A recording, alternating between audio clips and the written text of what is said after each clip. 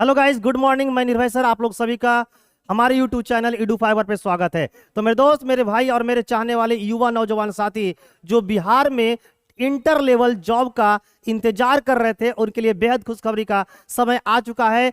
कल ही Bihar staff selection commission ने inter level नई भर्ती 2023 का नोटिफिकेशन जारी कर दिया है। नोटिफिकेशन जारी कर दिया है। तो मेरे दोस्त, मेरे भाई और मेरे चाहने वाले विद्यार्थी, लेट किस बात की, आइए समझते हैं कि बिहार एसएससी ने अपने नोटिफिकेशन में क्या बताया है, कब से ऑनलाइन होने वाली है, कब इसकी लास्ट डेट होगी, क्या इसकी न्यूनतम योग्यता है, क्या इसकी न्यूनतम एज है, उम्र है, सीमा है, क्या इसकी अधिकतम उम्र सीमा है, क्या इसमें आपकी सिलेबस है, रीजनिंग से पूछा जाएगा कि मैथ से पूछा जाएगा कि साइंस से पूछा जाएगा कि आपका समान अध्ययन से पूछा जाएगा, क्या कंप्यूटर से पूछा जाएगा। एक एक चीजों पर हम यहां आप लोग को विस्तृत जानकारी देने वाले हैं। तो नो लेट नो बेट, चलते हैं, जल्दी से देखते हैं। और ये जो बिहार जो स्टाफ सिलेक्शन कमीशन है, ये जो नोटिफिकेशन जारी किया है वो इंटर लेवल का तो है, लेकिन स्टेनोग्राफर का है। तो वैसे विद्यार्थी जो स्टेनोग्राफर का कोर्स पहले से कंप्लीट कर चुके हैं, उनके लिए बेहद खुशखबरी और भी रंग लाने वाला है। तो आइए दोस्तों, मैं देखता हूं, ये देखिए बिहार कर्मचारी,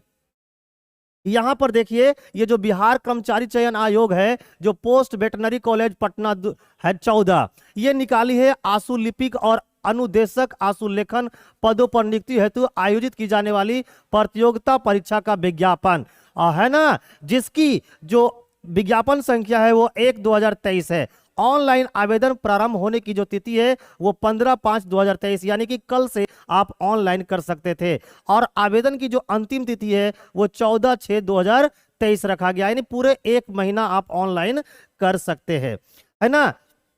अब देखिए, ये देखते हैं कि ये कौन कौन से पोस्ट के लिए, पोस्ट कहां कहां के लिए है। तो सबसे पहली बात जो है मेरे दोस्त, ये यहां पर दिखा हुआ है, यहां पर लिखा हुआ है आपकी सबसे पहली बात, क्या लिखा हुआ है ये देखिए। जो अनुदेशक आशुलेखन है, इसकी जो वैकेंसी है वो कौन सा विभाग में है, तो मंत्रिमंडल सचिवालय राजभाषा विभाग में है। ये लेवल 6 का जॉब है। और इंटरमीडिएट 10+2 उत्तीर्ण या समकक्ष, जो इंटरमीडिएट पास कर चुके हैं या फिर इंटरमीडिएट के समकक्ष योग्यता रखते हैं, वैसे विद्यार्थी इस फॉर्म को भर सकते हैं।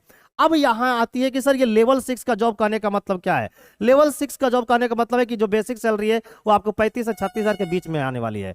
फिर महंगाई भत्ता इस समय अगर सबको मिला दिया जाए तो लास्टली जो आपका वेतनमान मिलेगा वो आपको 50 से 60 हजार रुपया, 50 से 60 हजार रुपया प्रति माह यहां से आप वेतन लेने वाले हो। तो मेरे दोस्त, मेरे भाई और मेरे चाहने वाले बिहार के युवा नौजवान साथी, मेरे दोस्त, मेरे भाई और मेरे चाहने वाले बिहार के युवा नौजवान साथी जो बिहार में इंटर लेवल जॉब का इंतजार कर रहे थे, उनके लिए बेहद खुशखबरी की बात है ना। आशुलेखन की जो गति है, जो टाइपिंग, स्टेनोग्राफर की जो टाइपिंग का स्पीड है वो 80 वर्ड पर मिनट है। हिंदी कंप्यूटर टाइपिंग की जो है वो 30 वर्ड प्रति मिनट है। और अंग्रेजी कंप्यूटर टाइपिंग की जो स्पीड है वो आपका 35 वर्ड पर मिनट है। तो यहां पर जो अनुदेशक और आशुलेखन जो है वो मंत्रिमंडल सचिवालय विभाग जो राजभाषा है, यहां पर टोटल पोस्टों की संख्या कितनी है, 7 है। यहां पर टोटल पोस्टों की संख्या कितनी है मेरे भाई, तो आप बोलोगे सर 7 है। आइए आप स्टेनोग्राफर का देखते हैं।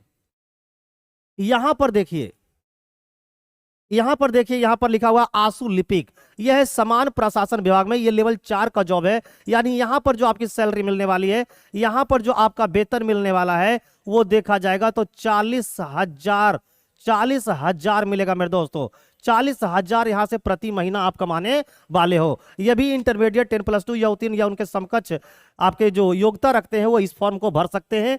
आशुलेखन एवं कंप्यूटर टंकन, कंप्यूटर के बेसिक वर्ड्स प्रोसेसिंग का ज्ञान होना चाहिए। और यहां पर जो कुल पोस्टों की संख्या है वो आपको 225 है। और सब मिला के जो पदों की कुल संख्या है वो आपका 232 है, जिसमें 31 पोस्ट हैं जो आपके 36 आरक्षण के तहत कुल कितने पोस्ट हैं, आपको 31 पोस्ट हैं।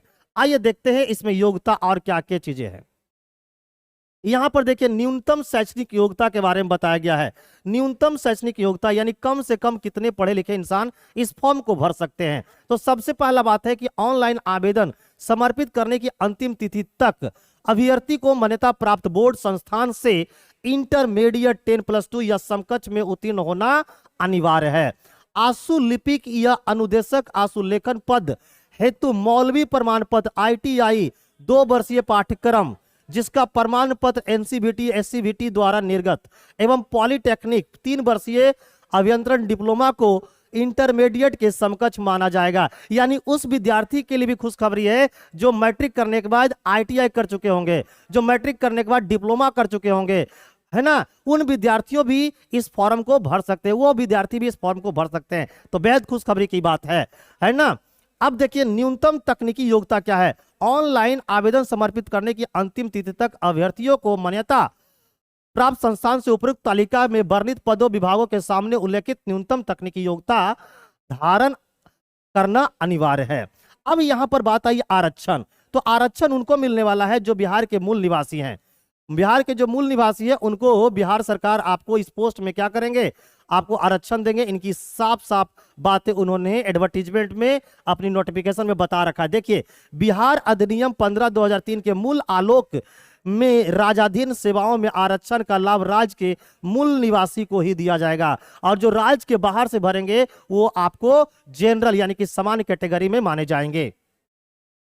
अगली बात ये बोला गया है, ये आपको बिहार स्टाफ सिलेक्शन कमीशन के द्वारा कि ऑनलाइन आवेदन पत्र में दावा किए गए आरक्षण श्रेणी में किसी भी परिस्थिति में परिवर्तन नहीं किया जाएगा। यानी अगर आप एक बार फॉर्म भर देते हो तो उसको बाद में एडिटिंग नहीं कर सकते, तथा इस संबंध में किसी भी आवेदन पर विचार नहीं किया जाएगा, बाद में कोई चीज नहीं लिया जाएगा। गलत आरक्षण का दावा करने पर उन्हें अनारक्षित श्रेणी में माना जाएगा। यानी आप गलत रिजर्वेशन सेलेक्ट कर लिए हो तो फिर आपको जो बिहार स्टाफ सिलेक्शन कमीशन है वो जनरल कैटेगरी की तरह ट्रीट करेगा। चलिए यहां पर और देखते हैं क्या दिखा गया है। और हम लोग यहां पर देखते हैं क्या दिया गया है। तो अब हम लोग देखने वाले उम्र सीमा। तो उम्र सीमा किन के लिए कितना है ना, अनुसूचित जाति के लिए कितना है, आरक्षित जाति के लिए कितना है, यानी कि सामान्य के लिए कितना है, सब कुछ देखने वाले हैं। यहां पर अगली बात है उम्र सीमा। तो न्यूनतम जो उम्र सीमा है वो 18 वर्ष है, और अधिकतम जो उम्र सीमा है वो अनारक्षित वर्ग यानी कि पुरुष के लिए रखा गया है 37 वर्ष, और अनारक्षित वर्ग महिला के रखा है 40 वर्ष, और पिछड़ा वर्ग अत्यंत पिछड़ा वर्ग के पुरुष और महिला के लिए कितना है 40 वर्ष, अनुसूचित जाति अनुसूचित जनजाति के पुरुष और महिला के लिए है 42 वर्ष। यानी देख लो बेटा कि इस कैटेगरी के अंतर्गत अगर आप लोग आते हो तो इस फॉर्म को आप लोग भर सकते हो। अब आइए आगे कुछ और देखते हैं कि आगे कुछ क्या क्या जानकारियां यहां से हम लोग को देखने को मिल रहा है। तो अगली जानकारियां है परीक्षा शुल्क के बारे में। तो परीक्षा शुल्क, अब विद्यार्थी ये बोलेंगे सर इस फॉर्म को भरेंगे तो हमें कितना परीक्षा शुल्क देना पड़ेगा। तो परीक्षा शुल्क के बारे में भी हम लोग देख लेते हैं। पहला है कि सामान्य वर्ग, पिछड़ा वर्ग या अत्यंत पिछड़ा वर्ग के पुरुष अभ्यर्थी यानी कि पुरुष कैंडिडेट के लिए है 540 रुपया, और जो अनुसूचित जाति अनुसूचित जनजाति यानी बिहार के अस्थायी निवासी के लिए है 135 रुपया। और अगला है कि सभी श्रेणी के विकलांग यानी कि दिव्यांग लोगों के लिए है अनुसूचित जाति के लिए 135 रुपया रखा गया है। सभी श्रेणी की महिला सिर्फ बिहार के अस्थायी निवासी के लिए, चाहे वो महिला रिजर्व कैटेगरी से आती हो चाहे वो रिजर्व कैटेगरी से नहीं आती हो, उसके लिए 135 रुपया रखा गया है। और बिहार राज्य के बाहर के किसी भी श्रेणी के पुरुष रहे या महिला रहे उनके लिए 540 रुपया रखा गया है। अब आगे आते हैं, हम लोग देखते हैं परीक्षा की प्रकृति। ये देखिए परीक्षा की प्रकृति को समझना बहुत ही जरूरी है, क्योंकि किसी भी एग्जामिनेशन की अगर आप तैयारी करते हो तो उसकी सिलेबस उसकी पाठ्यक्रम को समझना बहुत जरूरी होता है। तो परीक्षा की प्रकृति में जो भी परीक्षा होंगे वो वस्तुनिष्ठ होंगे, कहने का मतलब वो एमसीक्यू टाइप होंगे, यानी ये क्वेश्चन रहेगा और इसके साथ 4 गो ऑप्शन रहेगा। इस प्रकार से आपके क्वेश्चन पूछे जाएंगे। अच्छा, अब देखिए यहां पर क्या लिखा गया है कि बिहार कर्मचारी चयन आयोग परीक्षा संचालन नियमावली 2010 के आलोक में 40,000 से अधिक आवेदन प्राप्त होने पर प्रारंभिक परीक्षा आयोजित की जाएगी। अगर एप्लीकेशन 40,000 से ज्यादा आ जाता है तब आपकी प्रारंभिक परीक्षा होगी, अन्यथा नहीं होगी। साफ साफ बिहार स्टाफ सिलेक्शन कमीशन ने अपने नोटिफिकेशन में जारी करके बता दिया है। अधिक आवेदन प्राप्त होने पर प्रारंभिक परीक्षा 1 से अधिक चरणों में आयोजित की जा सकती है। यानी कहने का मतलब है कि अगर आवश्यकता से अधिक अगर ऑनलाइन एप्लीकेशन फॉर्म आ जाती है तो परीक्षा 1 से अधिक चरणों में भी करवाया जा सकता है। विभिन्न चरणों में परीक्षा आयोजित किए जाने की स्थिति में परीक्षा परिणाम समानीकरण की प्रक्रिया अपनाते हुए तैयार किए। समानीकरण के मतलब परसेंटाइल रूल भी यहाँ पर काम करने वाला है। लिखित परीक्षा वस्तुनिष्ठ प्रकृति की होगी। लिखित परीक्षा के माध्यम से कोटिवार उपलब्ध रिक्तियों के 5 गुना संख्या के बराबर अभ्यर्थियों का चयन व्यावहारिक परीक्षा के लिए किया जाएगा। यानी जो आपके बाद में जो टेस्ट है, टाइपिंग टेस्ट होना है, उसके लिए 5 गुना अभ्यर्थियों का क्या किया जाएगा, रिजल्ट दिया जाएगा। लिखित परीक्षा एकमात्र, लिखा हुआ है लिखित परीक्षा एक पत्र होंगे जिसका समान ज्ञान का होगा, जिसके लिए निम्नलिखित विषय होंगे। इसमें जो लिखित परीक्षा होने वाला है उसमें जो सब्जेक्ट रखा गया वो समान ज्ञान होंगे, और उस समान ज्ञान में एक जो सब्जेक्ट होगा उसका नाम है सामान्य अध्ययन, दूसरा है सामान्य विज्ञान, तीसरा है गणित, और चौथा है आपका मानसिक क्षमता जांच, है ना। क्लियर है मेरे दोस्तों। यहां लिखा हुआ है कि प्रश्न वस्तुनिष्ठ एवं बहुविकल्पीय होंगे। कुल प्रश्नों की संख्या कितनी होगी, 150 होगी, और प्रत्येक सही उत्तर के लिए 4 अंक दिए जाएंगे तथा प्रत्येक गलत उत्तर के लिए 1 अंक की कटौती की जाएगी। देखिए और क्या लिखा हुआ है, परीक्षा की अवधि 2 घंटा 15 मिनट की होगी। 2 घंटे 15 मिनट की परीक्षा होगी। आपको प्रत्येक सही उत्तर के लिए 4 अंक दिए जाएंगे और प्रत्येक गलत उत्तर के लिए 1 अंक काट लिए जाएंगे। और परीक्षाओं में जो कुल प्रश्नों की संख्या होगी वो 150 होगा, और परीक्षा जो होंगे वो आपको 2 घंटे 15 मिनट की होगी। साफ साफ लिखा है कि परीक्षा 2 घंटा 15 मिनट की होगी। लिखा है कि प्रारंभिक परीक्षा में भाषा का माध्यम हिंदी अंग्रेजी होगा। अगर हिंदी एवं अंग्रेजी के प्रश्न पत्रों में कोई भिन्नता होगी तो अंग्रेजी के प्रश्न पत्र मान होंगे। यह बहुत बड़ी बात है। अगर हिंदी और इंग्लिश के जो प्रश्न पत्र हैं, जो क्वेश्चन है, वो दोनों में अगर कहीं पर भिन्नता नजर आया, कहीं पर डिफरेंट नजर आया, तो इंग्लिश वाले क्वेश्चन को मान्यता दिया जाएगा बिहार स्टाफ सिलेक्शन कमीशन के द्वारा। सिलेबस के बारे में बताया कि लिखित परीक्षा का सिलेबस निम्न प्रकार से है ना। खंड क में आपसे पूछा जाएगा समान अध्ययन। इनमें प्रश्नों का उद्देश्य अभ्यर्थी के आसपास के वातावरण की सामान्य जानकारी तथा समाज के उनके अनुप्रयोग के संबंध में उसकी योग्यता की जांच करना होगा। वर्तमान घटनाओं और दिन प्रतिदिन की घटनाओं के सूक्ष्म अवलोकन तथा उनके प्रति वैज्ञानिक दृष्टिकोण जैसे मामलों की जानकारियां संबंधी ऐसे प्रश्नों में शामिल किए जाएंगे, उनके बारे में शिक्षित। आइए देखते हैं आगे और क्या बताया गया है। आगे क्या बताया गया देख लेते हैं। अब ये रहा आपकी सिलेबस, ये है आपका सिलेबस। तो समान अध्ययन में सबसे पहले पूछा जाएगा आपके समसामयिक विषय, जिसे हम लोग बोलते हैं करंट अफेयर्स। वैज्ञानिक प्रगति से क्वेश्चन आएगा, राष्ट्रीय अंतर्राष्ट्रीय पुरस्कार से क्वेश्चन आएंगे, भारतीय भाषा से क्वेश्चन आएगा, पुस्तक से, लिपि से आएगा, राजधानी, मुद्रा, खेल खिलाड़ी, महत्वपूर्ण घटनाएं, यहां से क्वेश्चन आपके करंट अफेयर के पूछे जाएंगे। भारत और उसके पड़ोसी देश, उस पड़ोसी देशों का इतिहास पूछा जाएगा, भारत का इतिहास पूछा जाएगा, संस्कृति पूछा जाएगा, भूगोल पूछा जाएगा, आर्थिक परिदृश्य, स्वतंत्रता आंदोलन, भारतीय कृषि तथा प्राकृतिक संसाधनों की प्रमुख विशेषताएं, भारत का संविधान से क्वेश्चन आएगा, एवं राज्य व्यवस्था से क्वेश्चन आएगा, देश की राजनीति से क्वेश्चन आएगी, पंचायती राज से क्वेश्चन आएगा, सामुदायिक विकास से क्वेश्चन आएगा, पंचवर्षीय योजना एवं राष्ट्रीय आंदोलन के बिहार में योगदान, यहां से क्वेश्चन आएगा। अगला है पेपर समान विज्ञान एवं गणित का। इनमें सामान्यतः मैट्रिक स्तर के निम्न विषयों के प्रश्न पूछे जाएंगे। यानी जो लेवल होगा समान विज्ञान का या गणित का, जो मैट्रिक स्तर का होगा वही होगा मेरे दोस्तों। अब देखते हैं कि समान विज्ञान का पहले में यानी नंबर 1 में रखा गया है समान विज्ञान, जिसमें आपको भौतिकी, रसायन, जीव विज्ञान, भूगोल और कंप्यूटर के बेसिक वर्ड्स प्रोसेसिंग के ज्ञान से संबंधित क्वेश्चन पूछे जाएंगे। यानी समान विज्ञान में आपको मैथ भी पूछा जाएगा, आपको फिजिक्स भी पूछी जाएगी, केमिस्ट्री भी पूछा जाएगा, बायोलॉजी भी पूछा जाएगा, और भूगोल भी पूछा जाएगा, और साथ ही साथ कंप्यूटर के कीवर्ड से भी क्वेश्चन आएंगे, है ना। आइए अब देखते हैं जरा सा मैथ के बारे में कि मैथ में क्या क्वेश्चन पूछा जाएगा। मैथ में क्वेश्चन में लिखा गया है कि गणित संख्या पद्धति यानी कि नंबर सिस्टम से आएगा, पूर्ण संख्याओं का अभिकलन से आएगा, दशमलव से आएगा, भिन्न से आएगा, संख्याओं के बीच परस्पर संबंध से आएगा, मूलभूत अंक गणित संक्रियाएं आएगी, प्रतिशत आएगा, अनुपात समानुपात आएगा, औसत, ब्याज एवं लाभ एवं हानि से क्वेश्चन आएंगे। यानी आपको गिनती से देखा जाए तो 8 से 10 चैप्टर पढ़ने की आवश्यकता है। उसके बाद हम लोग का मानसिक क्षमता जांच। मानसिक क्षमता जांच में जो रीजनिंग का सिलेबस है वहां से आपके क्वेश्चन देखने को मिलेंगे। अब जो व्यवहारिक जांच है यानी जो टाइपिंग टेस्ट होने वाली है उसमें हिंदी श्रुति लेख की जो शब्द है वो व्यवहारिक जांच परीक्षा के लिए हिंदी श्रुति लेख 80 शब्द प्रति मिनट के लिए बोला गया है, 4 मिनट के लिए दिया जाएगा, और लिखा श्रुति लेखन के टंकित करने की 20 मिनट के समय दिया जाएगा। इसके अतिरिक्त आपको क्या करना है, इसके बाद श्रुति लेख की अतिरिक्त के बारे में जानकारी देंगे। 30 वर्ड प्रति मिनट की हिसाब से 300 शब्दों में 10 मिनट में कंप्यूटर टंकित करना होगा। यानी कि आपको 2 चीजें देना है, एक तो आपको स्टेनोग्राफर का टाइपिंग देना है, फिर बाद में आपको इंग्लिश टाइपिंग देना या हिंदी टाइपिंग भी देना पड़ेगा। यानी साथ ही साथ स्टेनोग्राफर का तो टाइपिंग देना ही है, एक तो आपको स्टेनो का टाइपिंग देना है, फिर आपको इंग्लिश या फिर हिंदी भी टाइपिंग देना। इसकी जो होना चाहिए वो 35 वर्ड पर मिनट होना चाहिए, और इसके लिए होना चाहिए 80 वर्ड पर मिनट होना चाहिए। तो मेरे दोस्त देख लो कि आपकी स्पीड इस कैटेगरी में आता है कि नहीं। अगर नहीं आता है तो अपनी स्पीड को क्या कर लो, बढ़ा लो, और ये बहुत ही बढ़िया है।